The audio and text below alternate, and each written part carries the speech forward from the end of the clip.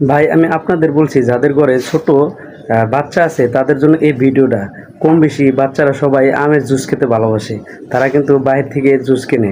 দেখেন রবিউল স্যার, দেখেন ডিবি রবিউল স্যারের একটা ভিডিও, এটা আপনি একটু মনোযোগ সহকারে পুরো ভিডিওটা দেখবেন, শিক্ষণীয় ভিডিও। নিয়ে যাই, এটাও ঠিক তেমনই। কোম্পানি ম্যাটার না, আমি আসলে বাজার থেকে যা পাইছি নিয়ে আসছি। এটা আসলে কেমন আমরা নেন একটু পরীক্ষা করি। এটা কেটে ফেলি, একটা ইয়ে দেই। এটা কালার এক্স। এটা যদি কোনো কালার থাকে সেই কালারটাকে সে মানে নষ্ট করে ফেলে। আমরা সবগুলাতে কালার এক্স মিশাই। এক কাপ দিলাম, এটা এক কাপ দিলাম, একটু একটু কম হয়েছে। এটা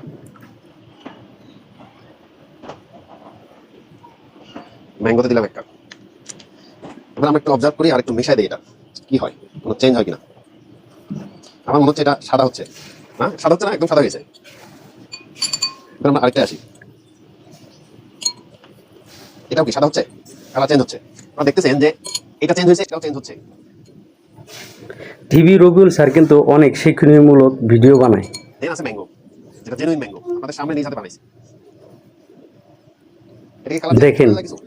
আমের জুস আর দুইটা বাজার থেকে এনা জুস, দেখেন কতটা পার্থক্য। এটাই খাওয়াবে ভাই এই ভুল কেউ করবেন না। এই পরীক্ষাটা আপনারা করতে পারেন।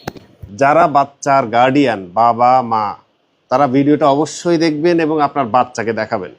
আর পারলে আপনার এক শেয়ারের কারণে অন্য বাচ্চারাও দেখবে, গার্ডিয়ানরাও দেখবে। তারা যদি হয়তো জিনিসটা দেখে পদক্ষেপ নেয় যে আমরা এই ধরনের ম্যাঙ্গো জুস থেকে দূরে থাকি, হয়তো লাখ লাখ বাচ্চারা ভালো থাকবে।